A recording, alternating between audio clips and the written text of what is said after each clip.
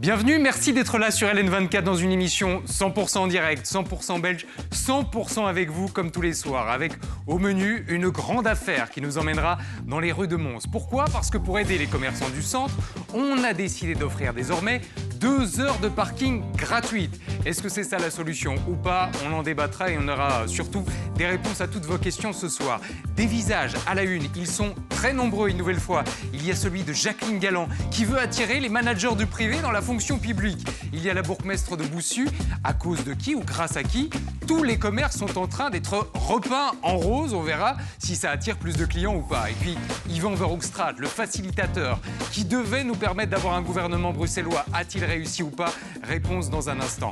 Enfin, nous serons ce soir du côté d'Andenne où nous attend Liam Lachman avec une grande question. Est-on de retour au temps du Covid ? Pourquoi ? Parce que semble-t-il, les rassemblements sur place sont désormais interdits. Enfin, une invitée, et pas n'importe quelle invitée. Elle s'appelle Mara Taquin, c'est la nouvelle étoile, la nouvelle star du cinéma belge. Elle sera forcément dans 100% belge ce soir, avec autour de la table Katharina Le Thor, Romuald Lamorté, Hubert Mestré en personne, et puis une autre revenante, Julie Compagnon. Bienvenue, on est parti pour 1h30 ensemble. C'est pour rire, gamin! Je viens de me faire carjacker. Quelle clette se paye. Je vends des cornichons. Je l'ai dit, bordel! Je l'ai dit! Enlève la chaise à papy tout de suite! Allons enfants de la patrie. J'ai l'impression d'être dans un épisode de Retour vers le futur, là. Je ne sais pas ce qui se passe ce soir. Que des gens que j'ai connus dans une ancienne vie. D'abord, j'ai l'impression de replonger 6 ans en arrière. Vous savez, au moment du lancement d'LN24, il paraît d'ailleurs que c'est l'anniversaire. Exact. C'était le moment où Katharina vous accueillait pour des matins endiablés. C'était le moment où aussi Romuald faisait des duplex à n'en plus finir. Je regarde si physiquement vous avez changé. Non, pas du tout. Moi, j'ai pris des rides. Dis tout de suite que moi j'ai changé, Thibaut. Pas du tout. Non, mais aucun des deux. La chaîne a plus pris de rides que vous, je crois. Merci d'être là et de revenir à vos premiers amours. Depuis, vous avez fait une grande Merci à carrière vous. qui vous a mené notamment sur LCI, sur la RTBF et ailleurs. Et pourtant, vous restez fidèle à cette chaîne. De l'autre côté de la table, Retour vers le futur aussi. Regardez 2 anciens dont n'est pas des pigeons. On a retrouvé une photo de vous, Hubert, Julie, ensemble. C'était possible, c'était la grande époque. Vous avez décidé de revivre. Et oui. Ça vous a fait quelque chose en vous retrouvant au bureau aujourd'hui ou pas ? On s'est serré dans les bras. Tout à fait.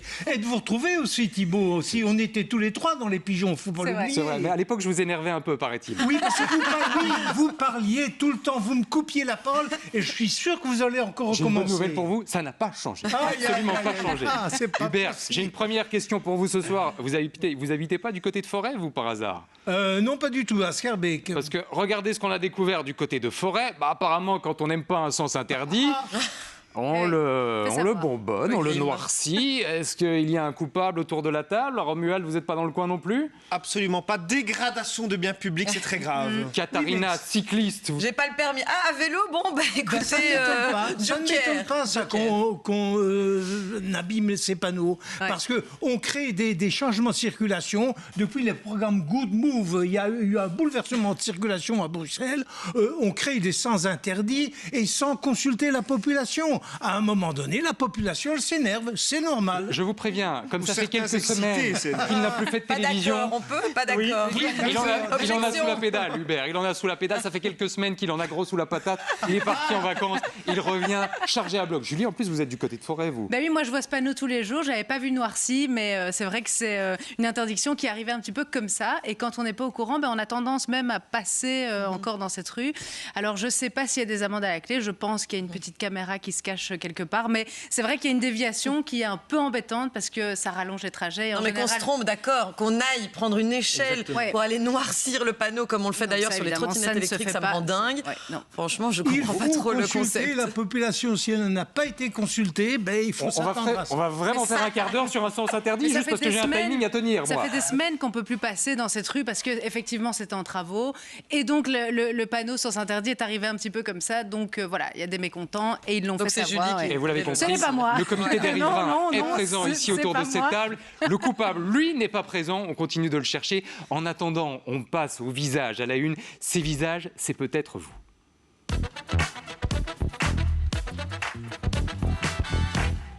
avec 3 visages qu'on voulait mettre à l'honneur ce soir, 3 visages qui font la Belgique. D'abord, Ayoub, qui a dû régler les problèmes lui-même dans son quartier une nouvelle fois. Il y a aussi le visage d'Olivier, fâché contre le tech. On vous dit pourquoi dans un instant. Et puis, un visage particulièrement en colère, c'est celui de Jean-Paul Bonnier, l'un des grands chefs de l'armée, et qui vous dira pourquoi là aussi dans un instant. Avant tout, je voudrais qu'on s'arrête sur le visage d'Ayoub.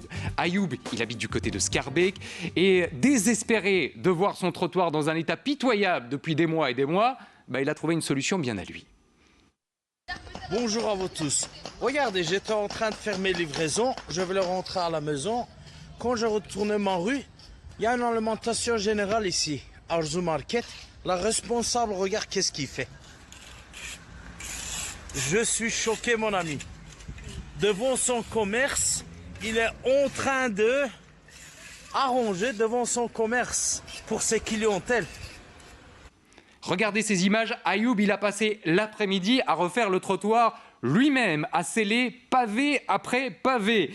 Et il déclare ceci, il a essayé, voilà ce qu'il dit à nos confrères de la capitale, il a essayé de prévenir les agents communaux parce qu'il a vu des gens chuter. Ils lui ont dit qu'il fallait au moins 10 pavés déchaussés pour qu'ils puissent intervenir. Ici, d'après lui, il y en avait 15. Hubert, vous êtes penché sur le règlement, la législation des pavés, c'est vrai, il en faut 10 de déchaussés. Oui, mais les temps ont bien changé. En 68, nous, on dépavait. Et sur les pavés, il y avait la place. Mais c'est vrai, les trottoirs à Bruxelles sont souvent dans un état épouvantable et ce n'est pas normal de laisser ça comme ça. Alors, j'ai quand même une mauvaise nouvelle pour monsieur Ayoub, parce que, c'est bien courageux de sa part et je comprends son énervement, mais cette légende des 10 pavés avant d'intervenir, c'est un peu une légende urbaine. Ça n'existe pas. Non, j'ai téléphoné à Schaerbeek et aussi chez leurs voisins à Evere. Pas question de cette légende des 10 pavés déchaussés. Alors, ce qu'on m'a dit aussi, là, on a recherché dans la mémoire de la commune, dans les archives, on n'a eu aucune trace des plaintes de M. Ayoub. Ça, elles étaient peut-être verbales, il s'est peut-être plaint en croisant des agents communaux. Justement, c'est l'occasion de dire à ceux qui nous regardent, ça sert à rien de dire à un agent communal, écoutez, il faut faire quelque chose, parce que l'agent communal a d'autres chats à fouetter et il oublie ça. Par contre, il y a un système, une application qui s'appelle Fix My Street. Fix My Street. Vous voyez mon anglais. Après sa retraite, il est parti à Londres pour un stage. Là, Fix My Street, vous pouvez expliquer les problèmes dans tout l'espace public, un lampadaire cassé, un mobilier urbain abîmé, un trottoir défoncé. Vous pouvez prendre des photos, ça peut être localisé. Et on m'a assuré à Schaerbeek, où il y a 180 km de trottoir, s'il vous plaît, il faut le faire, qu'on vient le plus vite possible. Il y a un inspecteur qui vient et vu la gravité des travaux, il juge s'il y a urgence, mais il y a, paraît-il, toujours réaction. Donc, laissez des écrits, c'est un peu la morale de cette histoire. Je connais une célèbre juriste que nous avons tous deux côtoyée et qui nous disait les écrits restent là où les paroles, vous le savez, s'envolent. Voilà pour le premier visage d'Ayoub qui a donc dû se faire quelque part justice, en tout cas pour les pavés, justice lui-même. Le deuxième visage à la une ce soir, il est encore et toujours de chez nous, c'est celui d'Olivier. Olivier qui est particulièrement énervé contre le tech. Et voilà pourquoi vous allez découvrir la raison, là encore dans les colonnes de Sud Info. Figurez-vous que le bus qui doit prendre ses filles pour les emmener à l'école ne passe pas. Il en veut donc au tech, à qui il fait part de ses récriminations. Il a même été jusqu'à consulter la Constitution. Je vous livre quelques-unes de ses déclarations. En théorie, 5 bus se succèdent à intervalles de moins de 20 minutes, ce qui devrait permettre normalement un acheminement correct des élèves. Mais dans la pratique, soit les bus ne passent pas, soit ils sont complets et ne s'arrêtent pas. Nous payons des abonnements annuels, dit-il, mais nos enfants arrivent systématiquement en retard. On doit donc compter sur la voiture des parents. Julie, est-ce qu'Olivier serait en droit de demander un remboursement ou un petit dédommagement au tech, puisque ces filles ne peuvent pas prendre le bus? À mon avis, il n'y a pas qu'Olivier qui est face à ce même problème, parce qu'on voit ça un petit peu partout. Et en fait, j'ai un petit peu regardé, j'ai un petit peu fait le tour des opérateurs. Et le problème, c'est qu'il y a pas grand-chose à faire. Il doit vraiment déposer une réclamation à la tech. Cette réclamation, elle doit être documentée, évidemment. Donc, Olivier doit un petit peu bosser. Il faut vraiment bosser pour obtenir réparation quelque part. Donc, il doit noter la ligne. Il doit vraiment prendre des photos, accumuler le plus de preuves possible pour se faire entendre. Et si la tech ne répond pas, là, il doit se tourner vers le modérateur de la Wallonie. Le modérateur de la Wallonie, c'est en fait un organisme privé qui s'occupe justement des problèmes problèmes qu'on a liés à l'administration publique. Là, ça rentre tout à fait dans ce cadre. Donc, en fait, il doit envoyer justement au médiateur de la Wallonie toutes les preuves qu'il a accumulées. Et alors là, eux vont pouvoir faire quelque chose peut-être pour pousser un petit peu sa plainte, sa réclamation. Donc il doit prendre un congé sans solde pendant 6 mois, faire son dossier et puis revenir et espérer avoir un petit dédommagement. Malheureusement, c'est toujours comme ça. Et évidemment, si ce recours ne fonctionne pas non plus, il a encore toujours l'occasion de contacter Test Achat. Et alors là, ils ont des leviers juridiques, ils ont des leviers médiatiques aussi qui vont peut-être pouvoir un petit peu plus aider Olivier. Mais voilà, il y a eu des compensations financières par le passé, il y a des cas qui ont abouti, mais voilà, il faut s'armer de patience. Je vous signale que nous avons autour de la table le meilleur ami du tech. Celui qui, quasiment tous les jours, appelle le responsable marketing, le responsable communication, parfois juste pour prendre de ses nouvelles. Vous l'avez eu au téléphone, est-ce qu'il peut faire avancer le dossier d'Olivier? Qu'est-ce qu'il a à lui répondre? Déjà, j'adore les techs, je les prenais quand j'étais enfant et adolescent. Depuis, vous avez arrêté, bizarrement. Mais il y a deux choses que j'adore, c'est mener l'enquête et être l'avocat du diable. Et donc, je vais vous donner ici la position du tech. Nous avons même regardé la géolocalisation de ces bus. Eh bien, qu'est-ce qu'on voit? C'est que ces bus, ils ont bien été la semaine dernière, ils se sont bien arrêtés, on a vérifié avec le tech. Par contre, c'est vrai qu'hier, il y avait un truc qui est très chouette. Vous savez ce que c'est? Le carnaval à Arken. Et donc, effectivement, il y a des bus qui ont été déviés et qui n'ont pas pu desservir pour la bonne cause, les festivités locales, les personnes qui attendaient.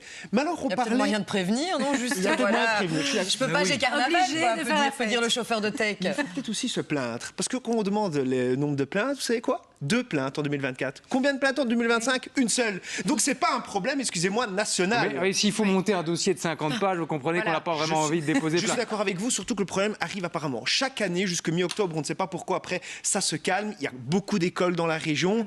Nous sommes ravis de savoir que dans le Brabant wallon, il y a beaucoup d'élèves. C'est très bien. Mais le problème, c'est qu'il y a surtout un manque d'argent. Il y a 4 bus. 3 seulement sont articulés, on ne peut pas en avoir un autre parce que le gouvernement wallon veut faire des économies et vous savez quoi? Il ne dit pas où. Ah bah je suis ravi d'apprendre que vous êtes devenu porte-parole du tech ce soir en plus de vos avec missions plaisir. Dans les médias. Vous démontrez quand même qu'un bus articulé peut prendre plus de passagers. Ah mais bien évidemment. Et c'est possible qu'un bus normal bus articulé, c'est ne 120 s'arrête pas personnes. lorsqu'il est complet. Et ça, c'est pas normal. Un bus complet qui ne s'arrête pas à un arrêt, c'est pas normal.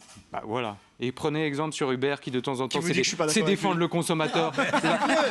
Là où vous défendez les grandes entreprises, même les services publics parfois. Je ne vous permets Mais pas, nous y reviendrons. Nous aurons tout le temps d'y revenir dans cette émission. Vous êtes un défenseur de la grande entreprise. Oui, vous allez le voir. Vous allez le voir. Attention, 3e visage à la une. Avant qu'on se disperse totalement, ce visage, vous le connaissez, c'est celui de Jean-Paul Bonnier. C'est le général-major, le commandant de l'armée de terre. Il intervient dans la presse ce matin suite à la proposition du président du mouvement réformateur, Georges-Louis Boucher, qui, vous le savez, a proposé qu'on remette des militaires dans nos rues, histoire de rassurer la population, notamment du côté de Bruxelles, face à l'insécurité. Idée qui n'a pas été repoussée par tout le monde. Par exemple, Jean Spinette, le bourgmestre de Saint-Gilles, a dit « Ouais, je suis d'accord ». Pour autant qu'on ne m'enlève pas des policiers, évidemment. Le chef de l'armée, l'un des chefs de l'armée, lui est beaucoup plus mitigé. Il cite l'exemple d'une équipe de foot en disant « Prenez une équipe de foot. Si ces gens-là, ils ne s'entraînent pas ensemble, même avec d'excellents joueurs, on ne gagnera jamais un match. Sous-entendu, moi, j'ai besoin de mon équipe pour l'entraîner pour les grands tournois. Le fait de mettre trop de militaires dans les rues baisserait énormément notre niveau de préparation et notre mission première, c'est de protéger la Belgique à l'extérieur. Katharina, est-ce qu'il aurait le droit de dire non au gouvernement? Non, je ne vous prête pas mes militaires, je les garde pour moi. Non. Non? Ça, vous voulez que je... que vous développiez, par exemple? Non, effectivement, il ne peut pas dire non. Mais ce qui est intéressant, c'est que c'est un dossier qui revient vraiment de façon cyclique. Dès lors qu'un politique ou une politique se demande si on peut solliciter l'armée pour telle ou telle mission, on se souvient évidemment de la mission qui a suivi les attentats de Bruxelles. On se souvient aussi, c'était plus, disons, particulier comme situation, puisqu'on avait demandé, enfin, on avait émis l'hypothèse, et puis elle a été actée, de renforcer les équipes d'agents pénitentiaires dans les prisons francophones parce qu'il y avait grève pendant 2 semaines et donc à ce moment-là, on avait sollicité l'armée et c'était partout dans la presse, on se demandait oui mais peut-on dire non quelque part au gouvernement? La réponse est non, même si vous êtes le chef de l'armée, imaginons Thibault, vous ne pouvez pas dire non, voilà, vous êtes un subordonné, vous êtes un subordonné à l'exécutif. Par contre, ce qu'il peut faire, c'est exactement ce qu'il est en train de faire, c'est sensibiliser, c'est interpeller, c'est rappeler qu'il a potentiellement besoin de renforts supplémentaires, c'est dire que si ces militaires sont utilisés pour telle ou telle mission, c'est moins de militaires sur les missions traditionnelles. Et donc ça, il peut le faire, mais malheureusement ou heureusement, il reste un subordonné du gouvernement. Et c'est ce qu'il a fait dans la presse. Voilà pour les visages. À la une ce soir, il y a les visages et puis les lieux. C'est l'heure de faire le tour du pays.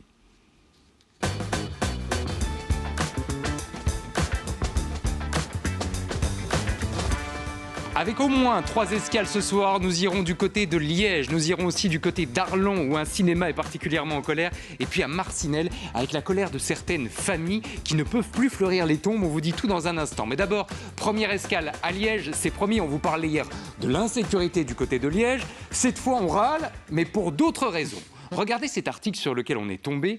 On est du côté de Saint-Léonard, où figurez-vous qu'une école, l'Institut Marie-Thérèse, crée pas mal de frustration du côté des riverains à cause des nuisances sonores et notamment de la fameuse sonnerie de l'école qui, à mon avis, doit faire ce bruit-là à peu près toute la journée. Et ça n'arrête pas, les riverains se plaignent. Voilà un témoignage anonyme parmi d'autres.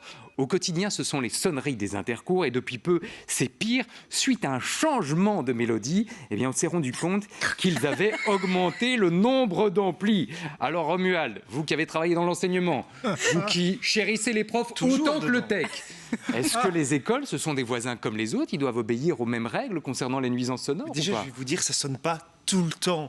Donc ça sonne 5 secondes, 8 à 10 fois par jour. Est-ce que ça peut être embêtant? Certainement. Mais donc il y a un peu ce réflexe parfois NIMBY où on veut pas l'école près chez soi, on veut pas la prison, on veut pas l'hôpital, on veut pas. Mais pour répondre très clairement à votre question, c'est une compétence communale et les écoles ne sont pas soumises aux mêmes normes de bruit que monsieur et madame tout le monde. Et donc oui, les enfants ont le droit de s'amuser heureusement dans une cour de récréation. Oui, on fait des travaux durant les vacances scolaires parce que c'est quand même mieux de le faire à cette période-là que pendant l'année où on pourrait mettre les enfants en danger. Et donc non, les normes de bruit sont très différentes pour les écoles que pour monsieur et madame tout le monde. C'est au bourgmestre, en l'occurrence celui de Meyer, d'agir, de tenter une médiation. C'est ce qu'il va faire, hein, je crois. Il a proposé une médiation, il va faire en sorte que les riverains et l'école se rencontrent. C'est ce qu'il va faire, mais quand vous appelez la ville de Liège, elle répond « Ah oui, sûrement, ça va arriver. Mais quand? Je ne sais pas, je n'ai pas le temps de me renseigner là-dessus, on vous tiendra au courant. » Je vous rappelle, Liège, c'est la 2e plus grande ville francophone du pays. On doit savoir donner une réponse concrète et précise. Je me permets de comprendre le bourgmestre qui a peut-être... vous défendez les autorités politiques. Qui a peut-être vous êtes le défenseur des autorités politiques. Mais où est-on tombé? Mais me voilà accusé. C'est un scandale. J'ai l'impression d'être à mon procès ce soir. Alors quittons Liège directement pour aller du côté d'Arlon. Et Hubert, ce sera à vous de répondre à ce dossier. Direction Arlon, évidemment, endroit absolument charmant, destination touristique, mais où, comme ailleurs en Wallonie, on cherche des sous. Et c'est pour ça qu'on a introduit une taxe sur le divertissement, il y a de ça quelques mois, qui touche particulièrement un cinéma qui ne va pas bien. C'est le cinéma d'Arlon. Kevin, le gérant, l'un des gérants, a témoigné dans la presse en disant sincèrement, aujourd'hui, on va être obligé d'augmenter nos tarifs. Bon, là, il sourit, mais dans les faits, il sourit nettement moins. On va être obligé d'augmenter nos tarifs, ce qui fait que sans doute, on aura moins de spectateurs. Hubert, question sur cette fameuse taxe sur les divertissements. Pourquoi ce cinéma-là est touché? Et est-ce que les autres cinémas de la région sont soumis à la même taxe? Sinon, il y a un peu une inégalité. C'est une bonne question. Je suis très content que vous me la posiez. Je vous remercie. Elle a été choisie spécialement pour vous. Évidemment, j'ai téléphoné aux voisins à Bellaneuve et à Virton, qui sont proches d'Arlon. Eh bien, eux, ils ne payent pas de taxes. Alors, qu'est-ce qui se passe? Eh bien, vu les arrêts du 5 octobre 2004 et ceux de 2010, le Conseil d'État n'interdit pas aux communes de lever une taxe sur les spectacles et divertissements. Il n'interdit pas, ce qui ne veut pas dire qu'il impose. Donc, si elle voulait, la commune d'Arlon pourrait ne pas lever cette taxe. En fait, à AB, ils ne payent pas de taxes, mais là, on peut le comprendre puisque c'est une ASBL avec des bénévoles, donc pas de taxes, pas de bénéfices. Par contre, à Virton, il y a un propriétaire qui a 2 cinémas, lui non plus ne paie pas de taxes alors que c'est une société commerciale, le même problème qu'Arlon. Alors qu'est-ce qui se passe? Là, la commune de Virton a décidé de ne pas lever la taxe et ça date de l'époque du ministre Michel. Oui, donc ça veut dire que dans une même agglomération, je parle au sens large, il y a des cinémas qui sont désavantagés par rapport à d'autres. L'agglomération dans la même région. Oui, c'est ça, région. Ah, oui, théoriquement, oui. Bon, mais la commune a le droit de lever ou de ne pas lever des taxes. Alors, j'ai un informateur, dont je ne citerai pas le nom, parce que je protège mes sources, qui m'a dit que dans le milieu, il y avait parfois des magouilles. Je ne vous cite pas les villes. Il y a des villes qui imposent une taxe, mais le cinéma demande des subsides qu'il reçoit. C'est donnant-donnant. Une taxe contre des subsides. Écoutez, vous allez pouvoir mener l'enquête à ce sujet-là. Que je ne cite pas. Parce que je vous sens passionné par ce dossier. En attendant, troisième escale. Et cette escale est plus émouvante d'une certaine façon. Direction Marcinelle, où vous le savez, la région était touchée par le drame du bois du casier. C'est là qu'on se recueille. Il y a un cimetière qui est d'ailleurs dédié aux victimes. Et voilà ce qu'on apprend dans l'ADH, dans l'édition Hainaut de l'ADH aujourd'hui. On nous interdit de fleurir la tombe de notre grand-père. C'est plusieurs filles, petites filles, qui témoignent de cette impossibilité pour les familles de se recueillir. Elles avaient alerté déjà par le passé l'ancien bourgmestre Paul Magnette. Elles ont continué à alerter aujourd'hui le nouveau bourgmestre Thomas Dermine. C'est quoi le problème, Katharina? Pourquoi on ne peut pas aller fleurir les tombes là-bas? Donc il faut essayer de remettre un petit peu en contexte pour comprendre ce qui se passe exactement. Depuis 1957, donc un an après la catastrophe, on peut fleurir les tombes. C'est un lieu public, c'est un lieu qui a toujours vu les fleurs des familles proches des victimes venir garnir l'endroit, ce qui amène toujours un petit peu de baume au cœur pour les familles, on les comprend. Et ça a toujours été le cas. Il y a un an, on a rénové la pelouse d'honneur, comme on l'appelle, et on y a ajouté une stèle, qui est une nouvelle stèle. On estime que cette stèle est très bien là où elle est, qu'elle fit parfaitement avec le lieu, et on aimerait que le lieu reste, disons, garde son identité visuelle et son unité visuelle. Bon, ça, c'est ce qu'on lit dans la presse. Moi, j'ai pas trop compris qui parlait dans la presse. J'ai pas trop compris si c'était effectivement Thomas Dermine, si c'était plutôt les cimetières, ou si c'était quels sont les autres, voilà, ou si c'était les proches qu'on pouvait, voilà, qui pouvaient désirer effectivement que le lieu soit respecté et qu'on n'y dépose rien de plus que ce qui est prévu. En réalité, c'est un peu plus compliqué que ça, puisque personne n'a véritablement la réponse. J'ai appelé, pas plus tard qu'il y a 2 heures, le musée en question. Qui me dit vous savez, nous on comprend les victimes. J'ai dit oui, vous comprenez les victimes, mais est-ce que vous avez une réponse?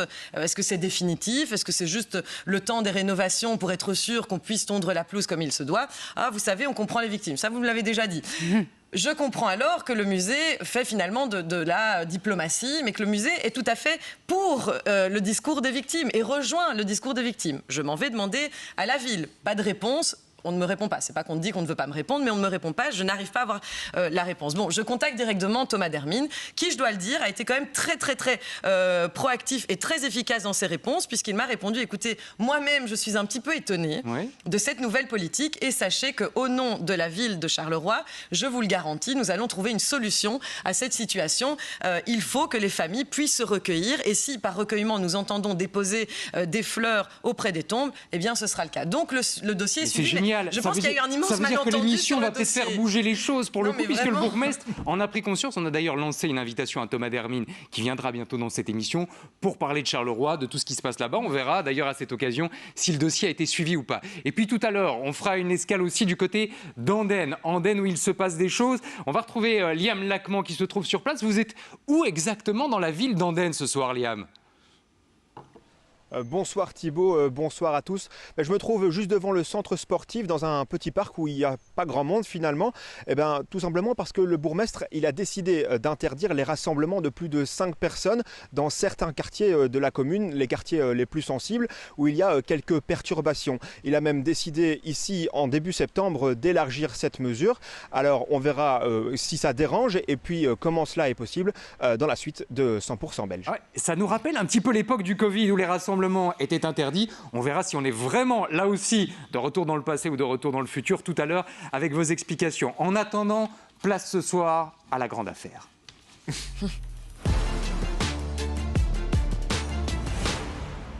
Et ça, c'est une grande affaire. Une grande affaire qui va nous poser la question du parking. Vous savez que dans les centres-villes, c'est une galère parfois pour aller faire ses courses, notamment en raison des parkings payants. On va s'intéresser ce soir à la ville de Mons. Mons qui a vu son centre-ville se faire déserter. En tout cas, c'était le cas il y a quelques années. On avait annoncé la fermeture de plusieurs commerces emblématiques. On se souvient de cet article qui était paru dans la presse sur la fermeture du club en plein centre de Mons.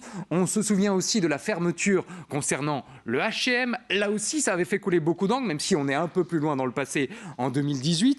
Alors, on sait que depuis, les politiques tentent de faire revenir la population dans le centre et d'éviter la périphérie. Et puis voilà ce qu'on apprend aujourd'hui. Initiative qui fait évidemment beaucoup parler 2 heures de parking gratuites accordées à chaque citoyen. Ça a démarré à partir de ce 1er septembre. Le parking gratuit pour sauver les commerces, est-ce que c'est la solution ou pas? C'est la question qu'on vous pose ce soir. Katharina, je démarre par vous. Votre pensée, vous la résumeriez comment? En une phrase. Bon, moi j'avais pensé à dire allez-y, c'est la Scancar qui régale. Mais est-ce que je peux un petit peu étayer ou pas? Pourquoi la Scancar régale? Parce que quand on fouille un petit peu, on se dit bon, ça a un coût quand même d'offrir la gratuité. Il y a quelqu'un qui va payer. Et on découvre dans la description de cette nouvelle politique que grâce à la Scancar, on va pouvoir verbaliser de plus en plus de personnes et que cela va permettre de gonfler les finances de la ville et par ailleurs payer la gratuité. Donc c'est un prêté pour un rendu. Moi, il y a quand même quelque chose, sans rappeler effectivement que je trouve extrêmement étonnant en 2025 de dire c'est la porte ouverte au parking. Là, on essaye de désengorger, on essaye de piétonnier, je ne sais pas si c'est un verbe, mais on va l'inventer ce soir. Les villes, et puis tout d'un coup on dit mais si, venez, allez-y, prenez votre voiture, venez dans les centres-villes. Enfin, il y a vraiment quelque chose qui m'étonne. Et par ailleurs, cette idée de subsidier, enfin de financer cette politique avec les Scancars, c'est tout à fait étonnant. J'ai l'impression que Katharina a remis son casque de cycliste ce soir pour défendre une mobilité plus douce. Je me tourne vers vous, Julie. Une petite phrase pour résumer votre pensée sur ce dossier. Oui, moi j'ai dit pas de prune, mais une petite cerise. Ou une cerise, j'ai pas dit une petite cerise. Parce que, bon, c'est vrai que, voilà, si certaines personnes sont encouragées à aller faire du shopping dans le centre-ville, justement parce qu'elles prennent leur voiture et parce qu'elles ont la gratuité du parking. Si ça peut relancer le commerce, bon, alors j'entends qu'il y a des problèmes de mobilité, de stationnement, enfin voilà, mais il y a aussi le problème que les commerçants doivent mettre la clé sous la porte quand ils n'ont pas assez de clients. Donc il faut bien trouver des solutions. C'est peut-être une solution parmi peut-être d'autres solutions, mais c'est vrai que ça peut freiner en tout cas la barrière psychologique de se dire... Non, mais quitte à mettre de l'argent, quitte à se... Enfin, je veux dire, autant aider les commerçants. €, environ. Vous préférez donner des subsides aux commerçants directement? On peut organiser des événements dans la rue, on peut organiser des marchés qui soient plus inclusifs, avec plus d'options, des événements pour enfants, ça fonctionne super bien. Dès que vous avez un événement public pour enfants, toute la ville débarque. J'ai une proposition pour vous, Katharina. Autre chose que de ramener des voitures dans la ville. Vous faites quoi en 2029? Je me présente à Mons. C'est ce que je voulais entendre. Prochaines élections, Katharina, bourgmestre de Mons ou pas, l'avenir nous le dira. Romuald, une phrase pour résumer votre pensée sur ce dossier? Mais déjà, je ne vais pas répondre directement parce que ça tombe bien. Vous avez fait quelque chose... Je vais répondre à votre question. Vous avez fait quelque chose d'hyper morose en début, presque vous m'avez donné la larme à l'œil. Moi, je connais Mons depuis 33 ans, c'est mon âge. Et c'est pas aussi gravissime que vous le défendez. Ces dernières années, ça va mieux au niveau du commerce. Ça pourrait être mieux. Je dis que ça allait mieux. Non, vous avez dépeint un tableau noir et je n'aime pas votre pessimisme ambiant. Pour répondre par contre à votre question, parce que je vais quand même respecter un peu les règles que vous me donnez, je vous en prie, je prendrai votre place. Donc pour répondre à votre question, moi je pense qu'effectivement il y a un défi, c'est de tirer les gens du canapé. Pourquoi je vous dis ça? Parce que du canapé. Vous savez cet endroit sympa depuis lequel sûrement les gens nous regardent, Hubert. Je suis âgé. Vous êtes un peu sourd. Je vais tenter de parler un peu plus fort pour vous. Alors de l'autre côté de la table, c'était au moins à 200 mètres. Non, tirer les gens du canapé. Pourquoi? Parce qu'on sait bien que les gens consomment de plus en plus et achètent en ligne. Et donc il y a deux défis. Les ramener dans le centre-ville, qu'ils achètent dans leur commerce, et ensuite que leur commerce, les appâte, qu'on ait des belles vitrines derrière lesquelles on a envie de pousser la porte. Donc l'ennemi, c'est le commerce en ligne pour vous, si je vous comprends bien, même si certains diront que l'ennemi, c'est aussi, en tout cas pour les commerces du centre, la périphérie. On pense notamment au Grand Pré qui a peut-être fait perdre certains clients aux commerçants du centre. Hubert, vous allez conclure la voie de la sagesse, une phrase. Avec vous. Enfin, le problème avec Internet, les gens achètent et commandent, ça ne va pas. Mais il y a un autre problème avec lequel je ne suis pas tout à fait d'accord avec vous, Katharina. C'est votre côté maintenant, boomer, ça. On veut, dans le temps, la voiture, c'était ma liberté. On n'est plus d'accord avec ça et c'est bien. Mais maintenant, on veut verdurer, mettre des arbres, mettre des plantes. Et qu'est-ce qu'on fait? Qu'est-ce qu'on sacrifie? Les parkings. Alors tant pis pour ceux qui n'ont pas de garage, qui se débrouillent. Et Hubert, une ville, c'est pas que du béton. Quoi? Non, mais une ville, c'est pas... Attendez, mais chacun a pu donner son avis. Vous auriez envie de vous balader comme ça un dimanche dans un centre-ville plein de voitures? On ne doit pas mettre des voitures. Donc Hubert, vous voulez plus de place. Vous voulez plus de place de parking, dites-le. C'est plus de béton. Assumez, Hubert. Non, allez en ville maintenant, vous ne trouvez plus de parking. C'est pas normal. J'ai une bonne idée pour détendre l'atmosphère. Dans un instant, un homme qui va vous mettre toutes et tous d'accord autour de la table. C'est Nathan Sauret, le roi de la com, qui nous rejoint dans un instant. C'était le plus jeune animateur radio et télé de Belgique. Il a ensuite fait carrière en créant sa propre société de communication, l'Histoire. Une histoire de 15 années de succès qu'il vient nous raconter juste après ça dans 100% Belge. À tout de suite. Merci d'être là dans une émission qui vous appartient à 100%. Elle est 100% en direct, elle est 100% chez vous. Elle est forcément 100% belge. Dans un instant, on reviendra sur la proposition de Jacqueline Galland, la ministre qui propose, pour attirer les grands managers du privé dans les administrations wallonnes, peut-être de mieux les payer. Oui, mais on verra combien et comment. Toutes les infos, c'est avec Hubert dans quelques instants. Nous irons du côté d'Andenne où une mesure nous rappelle l'époque du Covid. Les rassemblements là-bas, sur place, sont désormais interdits. En tout cas, dans certains quartiers et pour un certain nombre de personnes, on verra ce qui se cache derrière tout ça. Et puis un invité, pas comme les autres dans quelques instants, c'est le roi de la com. Il s'appelle Nathan Sauret. Il a démarré sa carrière dans les médias et dans la communication il y a plus de 15 ans. C'est un petit génie, il vient tout nous dire sur son succès dans un instant. Mais d'abord, place à la remise des diplômes.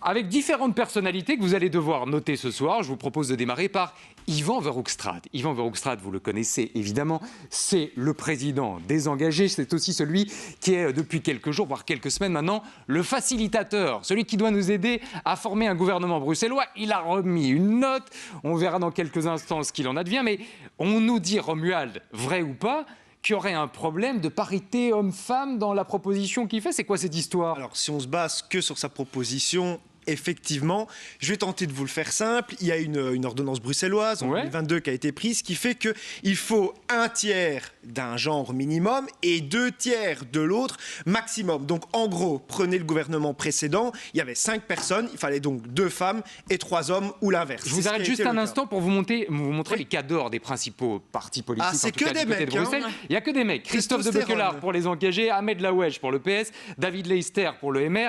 Ça veut dire que là, les 3, s'ils forment un gouvernement ensemble, ne pourront pas être tous ensemble dans ce gouvernement. Il faudra au moins une femme. Ah ben, écoutez, vu que la proposition d'Yvan Verhoekstraat, c'est d'avoir 4 postes, eh bien, faites le calcul. Il faut que quelqu'un saute. Il faut qu'il y ait 2 femmes et 2 hommes. Donc, effectivement, il faudra que l'un de ces ténors abandonne. Mais le tout, c'est de savoir est-ce qu'il y a du personnel féminin qui est prêt à prendre la relève. Et c'est ça tout le problème à Bruxelles et le problème du monde politique, c'est que c'est 100% testostérone. Regardez les têtes de liste avant les élections locales à Bruxelles. Ben, évidemment, quasiment que des mecs. C'est un vrai problème. Et alors, ça date pas de maintenant parce qu'on pourrait dire ah oui, mais regardez, j'entends déjà certains qui vont dire c'est parce que ce sont des partis à droite. Excusez-moi, mais le précédent gouvernement, il était de gauche. Les 2 femmes, elles étaient secrétaires d'État, elles n'étaient pas des postes en vue, c'était pas non plus des ministres-présidentes. Donc c'est un problème de l'ensemble de la classe politique qui n'arrive pas à se réformer, qui n'arrive pas à mettre des visages féminins forts. Et je vais vous dire une chose, si jamais quelqu'un devait le faire, il y a plus de monde au PS, au MR près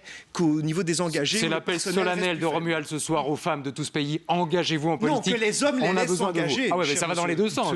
Montez au créneau et laissez les hommes redescendre au bas de l'échelle. La société permet des réaménagements aussi. Exactement. Je vois que la double maman est là aussi pour veiller au grain et à l'équilibre vie familiale, vie privée. En attendant, c'est pas sûr qu'on ait un gouvernement bruxellois puisque l'Open VLD et Frédéric de Gucht a dit aujourd'hui, moi j'y vais pas. Hubert, je sais que sans remonter à votre jeunesse, vous avez suivi la politique bruxelloise de très près. Comment vous regardez tout ça, l'absence de gouvernement vous? Ce n'est plus le journaliste qui parle ici, c'est le citoyen.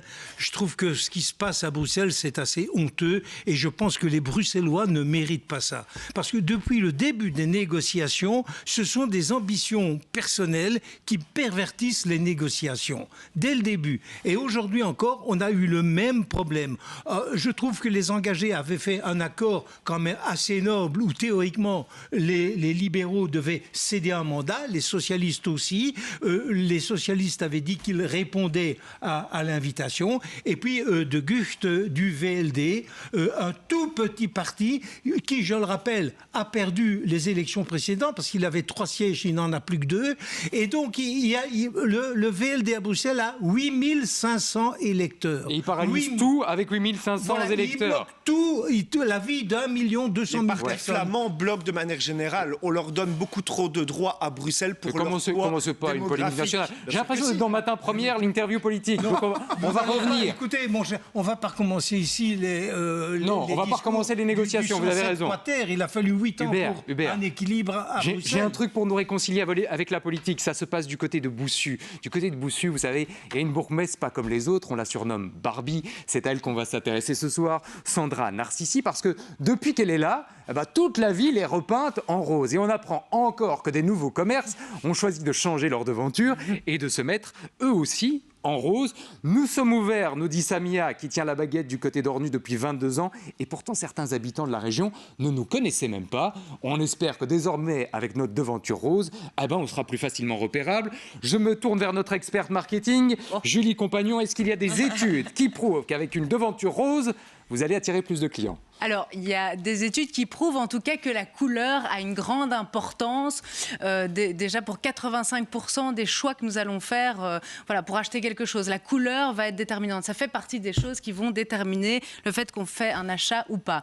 Alors, le rose, c'est une couleur en marketing qui est encore assez genrée. C'est synonyme de féminité, c'est le côté rassurant, c'est la douceur. Et donc, ça peut marcher, ça peut faire évoluer les chiffres. En tout cas, je souhaite aux commerçants de Boussu d'en faire la joyeuse expérience.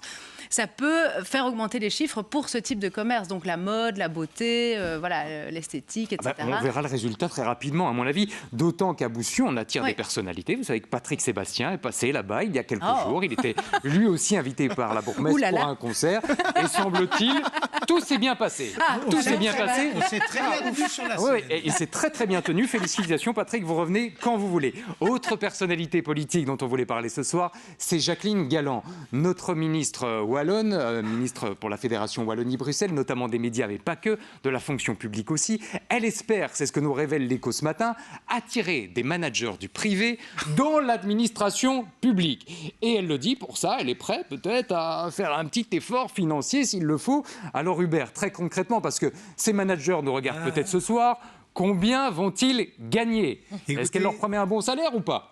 Écoutez, je lui souhaite bonne chance parce qu'il y a du boulot. La différence entre les salaires du privé et du public, c'est énorme.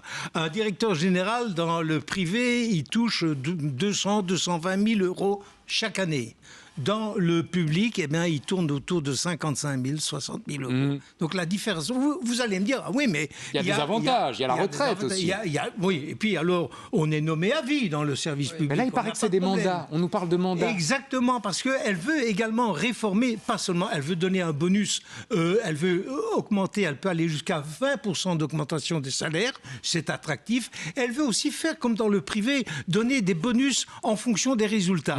Et ça, c'est intéressant. Autre chose aussi, elle veut ouvrir le recrutement parce que pour le moment, il faut bien le dire, les directeurs généraux, les grands directeurs, les grands postes du service public, ils viennent du monde politique. C'est souvent des gens de cabinet que l'on case. Elle veut casser ça et elle veut ouvrir donc le recrutement à tout le monde. Et ça, c'est une bonne chose. Aussi, ce qu'elle veut faire, elle ne veut pas que ces mandats soient à vie, que ces fonctions plutôt soient à vie. Parce que un fonctionnaire, un directeur, un fonctionnaire qui ne fout rien, on ne sait pas le dégommer. Il reste là. Et ça pénalise le service public. Voilà toute une série de réformes qu'elle veut mettre en train. Mais évidemment, là derrière, on ne va pas se lancer là-dedans. Il y a des débats politiques entre l'approche sociale, l'approche libérale. Donc vous voyez ce que ça peut donner. Et on lance un appel aux patrons de Coca-Cola ou de Nestlé et les autres. Si vous voulez venir vous occuper de la Wallonie, il y a des places à prendre, à vous de trancher. Il y a peut-être une place à prendre aussi pour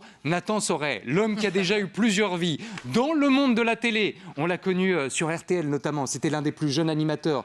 On l'a croisé dans l'émission Tout s'explique. Je ne sais pas si vous vous souvenez de ces images. Lui, en train de réaliser certaines séquences sur le terrain.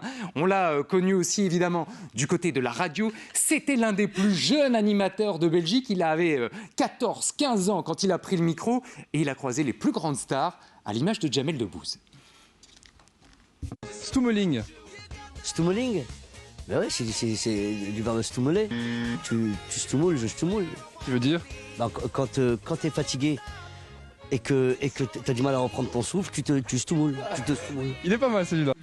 Vous avez repris, Nathan, votre place naturelle de présentateur. Bonsoir. Bienvenue, Bonsoir, monsieur le merci présentateur. beaucoup. Non, c'est une première, je n'ai jamais fait ça, de présenter vraiment un programme. Alors, présenter, mais vous allez surtout être cuisiné dans quelques instants par l'ensemble des chroniqueurs qui vont vous poser des tas de questions. Mais avant ça, j'avais une question pour vous, Nathan. Ces 15 ans de carrière qui sont résumés dans ce livre qu'on va montrer, 95 anecdotes de communication. Votre plus grande fierté en 15 ans, c'est quoi, si je vous demande de compléter la phrase ? Je dirais c'est d'avoir chaque fois fait ce que je voulais en fait et on le voit en travers les lignes quand je passe en presse écrite puis en radio puis en télévision. Il y a des moments où je suis vraiment je m'amuse à fond, je fais plein de trucs que j'adore et puis du jour au lendemain voilà en claquant un peu les doigts, je me dis non, en fait, ça y est, là, j'ai envie de tester autre chose. Et donc, notamment quand j'étais en radio à l'époque sur Radio Contact, voilà, il y a un moment, j'ai dit à toute l'équipe, bon, je crois que j'ai fait le tour, j'ai envie d'essayer autre chose. Et j'ai créé ma boîte. Ça a été compliqué les premiers mois, comme pour chaque personne qui crée une boîte. Et donc voilà, j'aime bien cette idée de pouvoir faire un peu ce que je veux quand je veux, quoi. Voilà. Et alors, vous le racontez dans le livre, vous avez croisé les plus grandes stars, à la fois dans votre carrière dans les médias, mais aussi dans le monde de la communication. On pourrait montrer 3 visages, parmi tant d'autres. Stromae et cette double interview dont vous parlez au début de votre livre. Mister V, dont vous avez été quelque part l'agent avant tout le monde. Manager, et puis Jamel Debbouze, par exemple, qu'on a vu là-dedans. La plus grande personnalité, celle qui vous a le plus marqué, c'est qui ? Stromae forcément, mais bon c'est pas très original de le dire parce que tout le monde dit toujours Stromae il est génial, Stromae il est super donc non ça c'est quand même lui, il a été marquant parce que c'était ma première interview quand j'écrivais pour le Figaro à l'époque et en fait c'était marrant parce que la première interview dure 50 minutes et au moment où j'arrête l'enregistrement ça plante et donc là je me retrouve un peu embêté et il était super gentil lui et son manager, ils m'ont proposé le lendemain matin juste avant de prendre un vol de refaire l'interview, elle a duré 20 minutes mais elle était voilà à mes yeux parfaite, j'étais trop content. Et vous parlez d'ailleurs du Figaro dans ce livre-là en expliquant que vous êtes fait un peu remonter les bretelles à l'époque par votre patron qui vous disait oui c'est un blog du Figaro, tu peux pas te dire journaliste du Figaro, mais ça fait partie des petites susceptibilités du métier. Oui, c'était la candeur de la jeunesse on va dire voilà. Alors la candeur de la jeunesse, vous allez la retrouver, on va lancer un chrono pendant 4 minutes, tous les chroniqueurs vont vous poser des questions et on démarre avec Katharina juste après le top, c'est parti. C'est à vous. C'est top, ok. On parlait de candeur et c'était une de mes premières questions. Être jeune, est-ce que c'est vraiment un frein quand on veut entreprendre et quand on veut rencontrer un certain succès ? Non, pas du tout. Alors dans les médias et en tout cas en ce qui me concerne, j'ai même été facilité par ça. Je crois que c'était un peu original pour les gens de voir un jeune journaliste ou un aspirant journaliste. Pour ce qui est de l'entrepreneuriat, j'ai l'impression qu'aujourd'hui il est vachement stimulé, quel que soit l'âge. Donc non, j'ai pas l'impression que ce soit ça la difficulté aujourd'hui. Je pense pas que ce soit la jeunesse. Romuald ? On parle de candeur, mais vous parlez beaucoup, il faut savoir oser. Oser. Mais j'ai l'impression quand même, dans le monde professionnel, il faut surtout savoir activer les bons réseaux très tôt. Alors est-ce que vous, dans l'ensemble de votre carrière, vous direz, vous avez toujours réussi parce que vous osez, parce que parfois vous avez un peu fait copiner ? C'est clairement une question de carnet d'adresse. D'ailleurs, c'est ce que je dis dès que je croise un étudiant, c'est qu'en fait, sur ces 3 années, 5 années d'études, c'est le moment ou jamais pour se créer un carnet d'adresse. Mais ça peut être de contacter des gens sur Twitter, sur Instagram, sur LinkedIn. C'est les relations qui permettent de s'en sortir. Oui, c'est ça. Dans tous les cas, dans le monde de la communication, je vois pas autre chose, bien sûr. Alors, par exemple, ici, pour la communication, quel est le truc le plus fou que vous ayez fait ou fait faire pour justement de la communication ? Il y a une anecdote qui est un peu un préféré dans ce livre, qui n'est pas en tant que telle une anecdote où nous on a été au niveau de l'agence etc actifs. C'est quand je suis justement chez Radio Contact, je rencontre Louane, la chanteuse, donc superstar, et elle fait une photo en fait de nous deux qu'elle poste sur son compte Instagram. C'était il y a au moins 10 ans, et grâce à ça j'ai découvert de la famille à l'autre bout du monde. En fait ils ont vu la photo sur Instagram, ils voient Nathan Sauret, elle aussi, elle s'appelait Sauret, donc elle est à l'île de la Réunion, et en fait est née, je le raconte dans le livre, une super histoire d'amitié. Je suis parti là-bas, elle est venue en Belgique, etc. Donc ça c'est une anecdote qui est juste folle et qui montre aussi le pouvoir des réseaux sociaux. Nous on a aussi une star des réseaux sociaux, elle s'appelle Hubert, ou plutôt il s'appelle Hubert. Vous aviez une question pour Nathan, Hubert ? Oui, pourquoi, cher monsieur, n'aimez-vous pas les vieilles personnes ? Vous, les animateurs de votre génération et de celle de Thibault, vous utilisez un langage... tout à l'heure, Thibault nous dit « vous êtes overlap ». Vous n'avez pas compris non plus. Je crois que je suis pas si vieille que alors ça. vous faites des blind tests, vous faites plus des jeux concours, vous faites des quiz. Pourquoi ? Je sais pas si je suis vraiment concerné par cette... Alors, surtout que moi, dans le livre, je rends un peu hommage justement à des personnes qui avaient au moins 2 fois ou 3 fois mon âge, qui m'ont beaucoup aidé. Donc non, je dirais pas que je suis contre les personnes plus âgées. Et alors, ce qui est marrant, c'est que effectivement, moi, j'ai découvert un peu sur le tas. les mots marketing qu'on utilise en anglais, etc. Et souvent, c'est des stagiaires qui viennent chez nous à l'agence qui m'en apprennent, parce que moi, je les connais pas forcément, je les ai pas appris à l'école, et donc je les découvre un peu comme vous. Oh, merci. Nathan Sauret, vous Ouais. êtes plutôt patron, donc CEO, ou plutôt actif pour alimenter votre personal branding. Vous comprenez, Hubert? Non, il comprend pas, il a Votre rien compris. image marketing. Personnel, ouais. Qu'est-ce que vous recommandez? Parce que c'est vrai qu'on a l'impression que vous jouez beaucoup sur votre image, plus peut-être que le CEO. Ouais, je pourrais y aller beaucoup plus, je pense, si je voulais vraiment être à fond dans le personal branding. Je crois au contraire que le fait d'avoir retiré la prise de la radio, puis de la télévision, il n'y a pas encore longtemps, il y a quelques mois, ça prouvait justement que je voulais me concentrer à fond sur le fait de gérer une boîte, gérer une équipe, ce qui est un métier à part entière et que je découvre tous les jours, quoi. Ouais, et vous le racontez là-dedans avec des parrains qui vous ont aidé pour remplir ce rôle de manager. Vous parlez aussi d'ailleurs des contrats que vous avez obtenus avec des marques. Romuald, une dernière question. Vous avez voulu faire l'original avec 95 anecdotes. Pourquoi pas 100 101? Ben, pour deux Pourquoi raisons. 95? La première, c'est que ma boîte s'appelle 95. Donc C'est aussi trop que simple. Et parce que je suis né en 95. Donc c'est malheureusement Non, parce qu'il y avait aussi simple que pile ça. 95 anecdotes, justement. C'est pour ça. Non, il y a un moment, j'ai voulu m'arrêter à 30 anecdotes, mais ça, voilà. J'ai dû y aller, quoi. J'ai dû y aller. Dernière question, Nathan, parce qu'il y a vos deux vies, les médias et puis la communication. Vous avez envie de revenir un jour en télévision et en radio? Pas spécialement, non. Pas spécialement. Maintenant, ça, c'est que ce plateau-ci, j'y suis. con, on avait une proposition à vous faire. Bien Non, mais ce que essayé. je veux dire, c'est que ce plateau-ci, j'y suis régulièrement, mais j'accompagne des gens qui sont mis en avant, et donc ça, c'est ma plus grande fierté. Donc voilà, je connais bien ce plateau, mais c'est la première fois que je venais ici derrière. Alors, Katharina, une question sur le gong. On va l'autoriser exceptionnellement. Est-ce que- Regardez, le gong retentit. Dernière question de Vous avez déjà Katharina. viré un client parce qu'il était insupportable ou elle était insupportable? Oui, beaucoup. Maintenant, notre travail, je pense, c'est de pouvoir y arriver juste avant que la collaboration commence et se dire, OK, il y a des red flags, on essaie de les repérer. C'est quoi les red flags? Oh, bah, quand il n'y a pas. Les drapeaux rouges. Hein, donc, Oui, ah voilà, c'est vrai, je suis désolé du coup. Pardon, j'ai pas traduit. Non, je dirais que c'est quand il n'y a pas de considération par rapport au travail qu'on fait, et souvent, bah, en fait, la communication, tout le monde peut un peu en faire, mais voilà, quand être expert, c'est différent, et parfois, ouais, il peut arriver qu'il n'y ait pas la considération qu'il faut, et là, en général, on arrête tout de suite. Moi, je voulais vous montrer une dernière image, Nathan, parce qu'on a beaucoup évoqué l'homme de business, l'homme de communication. Une image d'un ami, mais pas seulement d'un ami, c'est David Antoine, avec lequel vous avez lancé les Étoiles Radio Contact. On a l'impression que derrière chacun de vos projets, c'est ce qu'on découvre aussi dans ce livre, il doit y avoir du sens. Ouais, bah c'est vrai que surtout avec David, quand on passe autant de temps au-delà des heures traditionnelles de travail sur des projets, on doit s'amuser, on doit avoir l'impression d'avoir un impact. Et avec David, typiquement, on a lancé les Étoiles Radio Contact il y a quelques années. Aujourd'hui, on récolte quasi 1 million d'euros pour les enfants chaque année. Et ça, c'est sans être présent, en tout cas à titre personnel dans les médias, c'est juste parce que c'est quelque chose qui m'amuse de le faire. Et de le faire avec David, qui est toujours de bonne composition pour ça. Et vous découvrirez dans ce livre 95 anecdotes de communication, des histoires humaines, des histoires personnelles, plusieurs vies. Vous avez été un peu un ovni au début et vous dites j'ai été presque un clown à un moment donné pour certains. Les médias m'ont regardé comme ça. Vous rappelez un reportage d'Au quotidien de la RTBF qui vous a moyennement plu. Aujourd'hui ça va, vous êtes à l'aise avec votre image? Oui. En fait, je regrette quand même ce que j'ai fait hier, de toute façon. Donc, je veux dire, là, maintenant, j'oublie. Et même le fait de lire ce livre-là, je l'ai fait, je l'ai relu plein de fois. Maintenant, le réouvrir, c'est difficile. Donc, voilà, je laisse faire. Et on vous le recommande chaleureusement à la maison. 95 anecdotes de communication. C'est signé Nathan Sauret. Merci Nathan d'être venu nous voir. Pendant ce temps-là, nous, on va devoir refiler du côté d'Andenne. Vous le savez depuis tout à l'heure, il se passe des choses. Nous sommes au cœur d'une ville à peu près déserte. Une ville déserte dans laquelle on va retrouver notre envoyé spécial.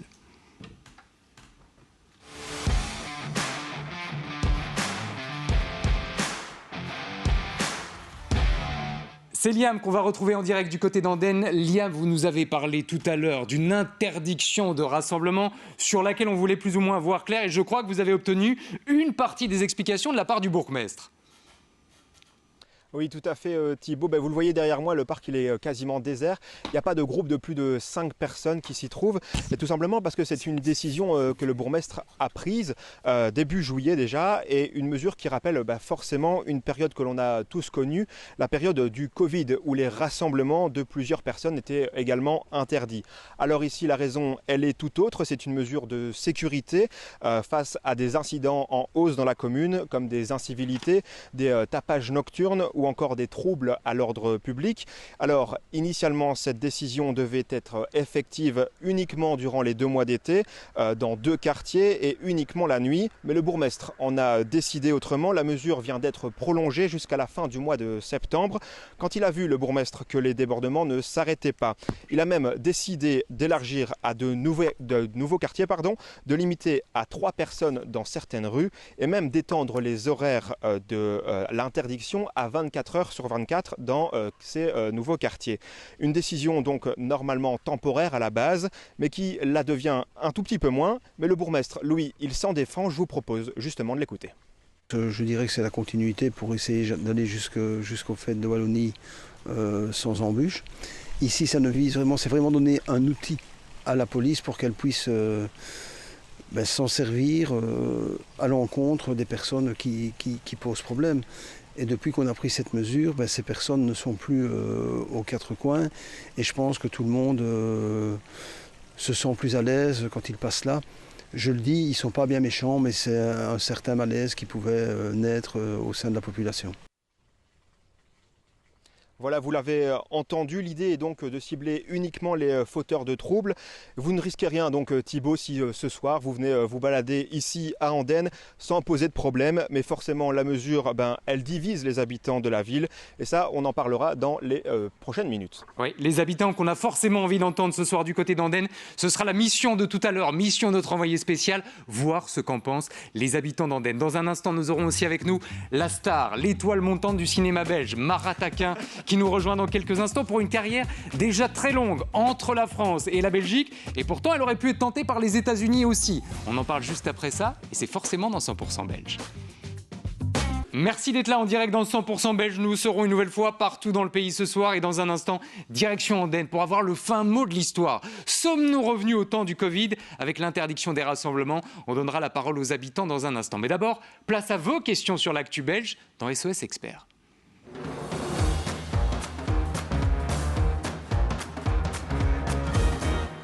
Et la première question concerne l'Église. Nos églises qui, apparemment, d'après la presse, se vident de plus en plus. On a l'impression qu'on raconte ça chaque année. Oui, sauf que, regardez ce chiffre publié notamment par la RTBF. Il y a eu près de 5000 demandes de radiation de baptême, mais personne ne dit combien il y a eu de baptisés sur l'année. Est-ce qu'on veut encore taper sur l'Église? C'est une question qui nous est parvenue et qui fait référence à cet article dont je parlais il y a quelques instants. Julie, est-ce qu'il y a plus de baptisés que de débaptisés encore ou ça s'inverse? Alors il y en a un peu plus. En tout cas, j'ai les chiffres de 2024. On est à un peu plus de 29 000 enfants. Et alors on parle aussi des catéchumènes. Vous savez ce que c'est les catéchumènes? C'est ceux qui font leurs vœux, qui se font baptiser sur le tard. Et donc là, il y en a 536 en 2025 contre 362 en 2024.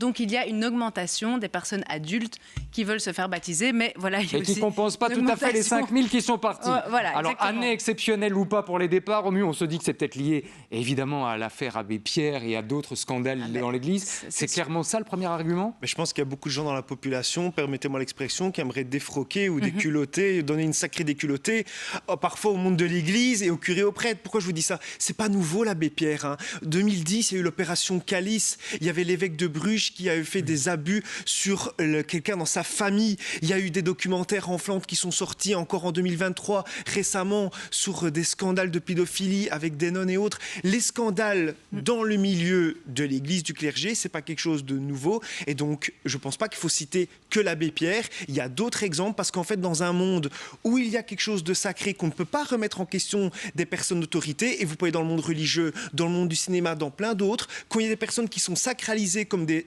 héros, on ne peut pas y toucher et donc trop de pouvoir, ça crée des abus. Et on sait que la visite du pape François n'avait pas forcément réconcilié tous les Belges avec la prétendue modernité de l'Église, mais ça c'est une autre question. Oh Katharina, j'ai une question polémique pour vous. Oui. Question polémique qui concerne l'histoire du voile à Molenbeek. On en a beaucoup parlé dans la presse ces derniers jours. Je n'ai rien compris, nous dit-on, à la polémique sur le voile à Molenbeek, mais quelqu'un, peut-on me dire si on a le droit de le porter ou pas en conseil communal? Ça fait référence, on ne va pas passer la vidéo, mais voilà quelques images, à cette échevine qui, à tort ou à raison, s'est exprimée, mais elle portait le voile pendant le conseil communal. C'est autorisé, chacun fait ce qu'il veut, peu importe qu'on soit en politique ou pas? Donc, que tout soit bien clair pour tout le monde, le port du voile, ainsi que tout autre signe convictionnel visible, est autorisé partout en Belgique. Mais il y a deux situations qui portent parfois à confusion, qui prêtent parfois à confusion. C'est la fonction publique et certains cas dans les écoles. Donc voilà, mais c'est des cas particuliers qui demandent qu'on les étudie et qu'on avalise une décision qui est prise non pas au niveau national, mais soit au niveau communal dans certains cas. Soit c'est la commune qui prend la décision. Exactement, mais la fonction publique, attention, ça ne concerne pas les politiques. Et là, j'entends et je lis trop souvent de confusion à ce niveau-là. Des élus ne sont pas des fonctionnaires. La fonction publique ne concerne pas nos élus qui peuvent absolument, et je dis absolument parce qu'à ce moment-là, rien ne peut venir détrôner cette autorisation qui est porter un voile. Si la commune décide l'inverse, elle peut faire tous les débats qu'elle veut, elle peut organiser tous les débats qu'elle veut, elle ne reviendra pas sur cette liberté et sur ce droit fondamental. La notion même de neutralité dans la fonction publique, elle prête également à confusion puisque aucune définition du mot neutralité n'est prévue par l'État belge. Et c'est à ce moment-là qu'intervient ce qui vient tout confusionner, vous voyez, j'invente des termes ce soir, c'est qu'il existe la neutralité inclusive et la neutralité exclusive. Et ça, par ailleurs, toujours pour la fonction publique, ce sont effectivement les communes qui le décident. Inclusif, ça veut dire, mais justement, soyons inclusifs et permettons à qui le veut de porter des signes convictionnels et de témoigner de sa conviction. Exclusif, c'est tout l'inverse, c'est dire non, non, vous devez être neutre, donc je ne dois rien voir. Mais à nouveau, ça, c'est pour la fonction publique. Oui. Nos élus sont libres de porter le voile. Ne sont pas des fonctionnaires publics, le message est très clair ce soir. On ne voulait pas rentrer dans la polémique, mais on voulait vous fournir un mot d'explication. Hubert, on avance, parce que Mara nous attend, Mara Taquin, et c'est une star du cinéma qui vient nous voir. J'ai une question pour vous, ou plutôt on a une question pour vous. Elle concerne le centre d'appel SOS Suicide, le centre de prévention pour les suicides qui a du mal à décrocher. Apparemment, il y a plusieurs articles dans la presse et notamment dans la DH qui sont sortis à ce niveau-là. Certains ont du mal à joindre ce centre. Est-ce que c'est normal ou ils ont l'obligation de décrocher et de décrocher rapidement? C'est vicieux ce que je vais faire. Je rappelle que nous avons eu une députée bruxelloise, Madame Ozdemir, qui était voilée. Oui, mais ça c'était il y a longtemps. Stop, on avance. On reste sur la prévention suicide. Eh bien non, c'est un problème très sérieux. Vous savez que chaque année en Belgique, il y a 2000 personnes qui se donnent la mort. C'est la première cause de mortalité chez les jeunes adultes et c'est la seconde cause de mortalité chez les adolescents. Depuis 1970, le centre de prévention aide les personnes qui sont en souffrance et qui se posent des questions. Alors, c'est le seul numéro de téléphone pour toute la Belgique francophone. Ils ont répondu l'année passée à 2500 appels. Alors, il n'y a qu'un numéro de téléphone, mais on peut le diviser par 3. Mais vous vous rendez compte que c'est insuffisant parce qu'une communication ne dure pas 5 minutes. Comme mes interventions, mais ça dure plus longtemps. C'est l'occasion de vous rappeler qu'on est au bout de cette intervention-ci. Merci, vous faites bien de me le rappeler. Et alors, ils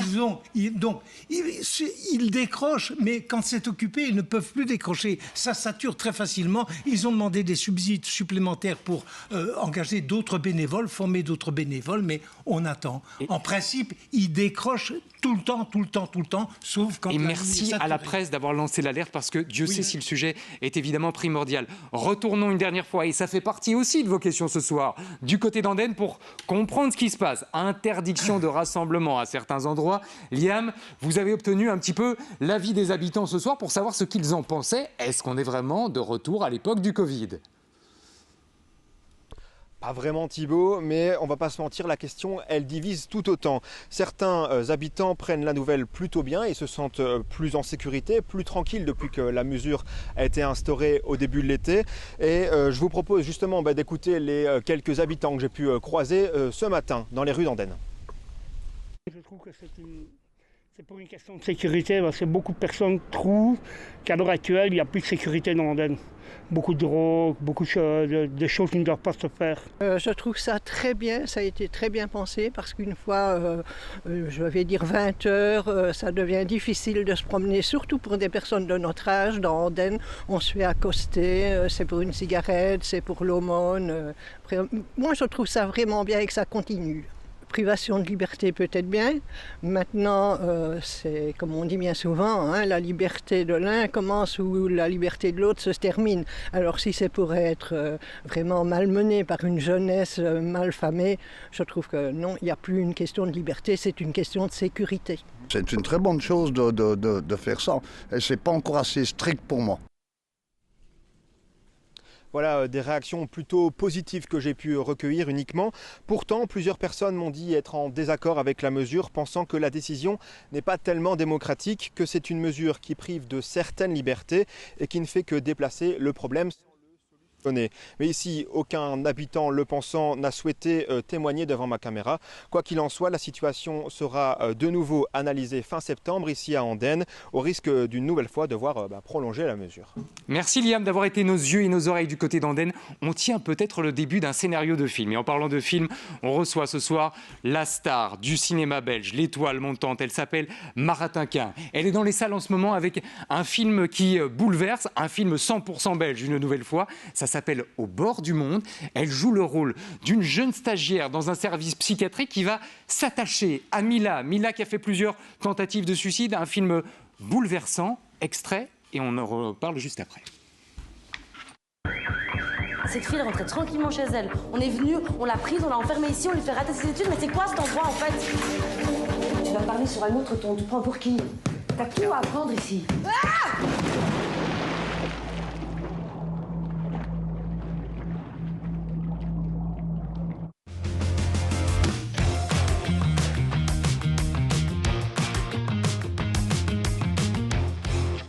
Bonsoir Mara, merci d'être là et de venir dans le consulat pour tester quelque part votre rapport à la Belgique. Et de rapport à la Belgique, on va forcément en parler à travers votre parcours. Je voudrais qu'on démarre avec une image qui va peut-être vous rappeler des souvenirs. Ouais, elles vont s'afficher là, dans l'écran. La première image, c'est celle d'une série qui a marqué les Belges, Ennemi public. C'est là que nous, on vous a découvert dans le rôle de Joyce. On a l'impression que chaque fois, il y a quelque chose dans votre parcours qui vous ramène chez nous. Pourquoi cet attachement à la Belgique alors que vous avez 1000 opportunités par ailleurs? Parce que je suis belge. C'est déjà une bonne réponse. Et que j'adore mon pays, que c'est ce qui m'a permis de rencontrer le cinéma aussi. Et du coup, j'en suis particulièrement reconnaissante. Ennemi public s'est mis sur mon chemin et a créé la suite pour moi, quoi. Donc, On se souvient de ces images d'ennemis publics, on va peut-être en revoir quelques-unes. Il semblerait que vous allez d'ailleurs revenir dans une série 100% belge bientôt. Hammer, c'est possible? oui. Je savais pas qu'on était déjà au courant, mais grave, ouais, normalement, oui, avec Johan Zimmer de Delphine Le Hérissé. Je dis ça parce que je voudrais vous montrer deux autres images et les mettre côte à côte. L'image de la Tour Reyers, qui incarne évidemment les séries de la RTBF, les séries 100% belges, et celle de Netflix. Il paraît que vous avez refusé des gros projets liés à des plateformes. Qu'est-ce qui vous motive dans le fait de rester chez nous et de dire non à ces géants américains? C'est pas une question de Netflix ou pas Netflix, c'est que les projets belges qu'on me proposait face aux projets de Netflix me plaisaient plus par l'histoire et le personnage qui m'étaient proposés. Et du coup, je choisis plus les personnages que les grosses productions. J'ai refusé des trucs où il y a beaucoup d'argent en jeu, vous confirmez? C'est arrivé. C'est arrivé. J'imagine que pour ce film pour lequel vous venez nous voir, Au bord du monde, c'est pas l'argent qui a été le facteur déterminant, que du contraire. Qu'est-ce qui vous a motivé dans ce film et dans le personnage que vous incarnez? C'est l'histoire aussi d'une jeunesse qui est en train de défendre un système compliqué. On essaye de trouver du sens, on essaye de retrouver de l'humain. Je pense qu'on est tous en questionnement, en réflexion de ce qui se passe dans notre monde, comment on peut faire au mieux, comment on peut humaniser des gens qui ont été mis de côté pendant très longtemps. Je pense même à un livre qui s'appelle Mon vrai nom est Elisabeth, qui est un best-seller en ce moment, qui parle de la psychiatrie. Les femmes ont été pendant très longtemps traitées de folles, d'hystériques, invisibilisées. Et je pense qu'on ne s'est pas assez posé la question des personnes mises à part. C'est un personnage qui est particulièrement difficile à jouer sur le plan humain. C'est la douleur, les cris de détresse qui ressortent parfois. Il paraît que pour rentrer dans un personnage, vous constituez une playlist musicale, vous choisissez même un parfum. Ça fait partie des petites astuces que vous avez? Je pense que quand on rencontre un personnage, on essaye de se créer une sorte de routine et de rituel pour se donner l'impression qu'on rentre dans le personnage. Je ne sais pas si ça fait vraiment effet. En tout cas, moi, ça me donne l'impression d'être en travail. Et du coup, c'est ma façon d'apprendre un personnage. Sans indiscrétion, elle écoutait quoi comme musique ici? C'était il y a longtemps maintenant. C'était il y a trop longtemps. Mais je ne sais pas si je peux me rappeler. Pour moi, c'est quelqu'un qui est assez en césure avec sa famille. Donc, mon fils, ma bataille de Balavoine, c'est quelque chose qui peut la toucher. Elle n'a pas beaucoup de famille, donc je ne sais pas. Je me suis imaginé des trucs comme ça. En parlant d'il y a longtemps, j'aimerais qu'on remontre une photo de vous, toute petite à mon avis. C'est la petite Mara. Est-ce qu'elle s'imaginait, cette petite Mara, et son visage va s'afficher dans l'écran dans quelques instants, jouer par exemple un jour avec Vincent Cassel, avec Fabrice Lucchini. C'était un truc qui était dans un coin de votre tête depuis toute petite, ce parcours d'actrice, ou ça s'est un peu présenté par hasard? Ah bah ça s'est présenté complètement par hasard. Je pense que le cinéma, ça reste un milieu assez privilégié et on s'imagine jamais y pouvoir avoir accès tant qu'on n'a pas un pied dedans. Moi, ça s'est mis sur ma route par chance et maintenant par travail. Mais effectivement, c'est pas quelque chose auquel on pense. C'est assez inaccessible. Non, cette petite-là, elle pensait barouder et faire plein de petits jobs, pas se retrouver à travailler sur des films. Alors cette petite-là, elle n'a pas forcément connu les plateaux de tournage, mais à travers sa maman, elle a connu des lieux comme celui-ci, un lieu que j'aimerais vous montrer, c'est la prison de Saint-Gilles qui va s'afficher. Votre maman était criminologue, très investie concernant le sort des prisonniers. On a l'impression que vous êtes très investi aussi, et ce film Au bord du monde est là pour en témoigner. Il y a eu la carte blanche que vous avez signée concernant l'avortement et la liberté des femmes. Est-ce que vous choisissez aussi vos films en fonction de ça, des idées qu'ils défendent et des combats qu'ils portent? Totalement. Je pense qu'aujourd'hui, on est des femmes et on a le droit de porter des messages. On est autre chose que justement l'accessoire d'un rôle masculin. On sert aussi à donner de la consistance à des personnages, à leur raconter leur histoire, à raconter des récits qui ont existé ou pas, et à montrer aussi à des jeunes filles ou des filles de mon âge ou à des plus âgés que être une femme, c'est être... Je m'embrouille, mais comment expliquer? Qu'on a aussi des messages. Voilà, qu'on a le droit d'avoir des doubles mentons, on a le droit de rire gras, on a le droit d'avoir des opinions, on a le droit de les crier haut et fort, on a le droit de chuchoter, on a le droit de crier, on a le droit de faire plein de choses. Et ça s'est vu à travers cette carte blanche, ça s'est vu aussi à travers un des propos que vous avez prononcés au sujet de ce film. On cache les personnes en détresse, et c'est vrai qu'en découvrant l'univers psychiatrique dans ce film, on se rend compte que c'est quelque chose que la société ne semble pas vouloir voir. Deux images côte à côte qui vont vous rappeler des bons souvenirs. D'un côté, les Magritte, de l'autre, les Césars. Vous avez été nominé dans ces deux cérémonies. Honnêtement, à choisir, les Magritte, c'est mieux que les Césars ou pas? Honnêtement, vous allez vous foutre de ma gueule. Vraiment, les yeux dans les yeux, pas par flagornerie. Vous allez vous foutre de ma gueule, mais vraiment, moi, je pense que je serais plus émue d'avoir un Magritte aujourd'hui parce que c'est là que ma carrière a commencé. Et du coup, il y a quelque chose ça serait face à tous les gens qui ont cru en moi depuis le début. La France, c'est un peu nouveau. Les Magritte, je crois que je serais extrêmement émue, et vraiment, genre, je le dis pas parce que c'est en Belgique et c'est sur le plateau. Je crois qu'en premier lieu, j'aimerais bien avoir un Magritte avant un César. À mon avis, ça va arriver. Je les ai jamais eu, donc ça va arriver. Le problème, c'est que parfois, ils récompensent pas les très grands, et voilà, j'espère que non, mais j'aurai le Magritte d'honneur dans 40 ans, c'est pas grave. Ouais, on va pas attendre 40 ans, je vous le promets, pour avoir le Magritte d'honneur. Et puis, il y a une dernière image que j'aimerais vous montrer qui va peut-être vous rappeler des bulletins scolaires. Il paraît que sur vos bulletins, à l'époque, on disait pose trop de questions. Alors, est-ce que la Mara d'aujourd'hui, elle pose encore trop de questions et elle est fière de le faire? Complètement. J'ai trouvé un métier qui me permettait d'en poser plein. Donc, j'ai trouvé le bon métier. C'est vrai que mes parents étaient convoqués parce qu'on me disait que je posais trop de questions, et mes parents disaient qu'ils sont aussi un peu dysfonctionnels comme moi, on va dire. Ils disaient, je vois pas où est le problème. Du coup, les profs se retrouvaient face à des murs. Ils disaient, ma fille, elle fait très bien de poser des questions. Il y a un film qui pose beaucoup de questions et qui amène aussi beaucoup de réponses. Ça s'appelle Au bord du monde. Allez le voir, foncez. Il est encore dans les salles aujourd'hui. C'est avec l'un de nos plus grands talents dans le monde du cinéma, Mara Taquin, qui était avec nous ce soir. Merci Mara d'être passée nous voir. Dans un instant, on revient avec l'info de dernière minute, parce que ça bouge en permanence en Belgique, et ça bouge forcément ici dans 100% Belge. À tout de suite. On est en direct, encore et toujours, avec un pays qui ne cesse de bouger. La preuve, avec l'info de dernière minute.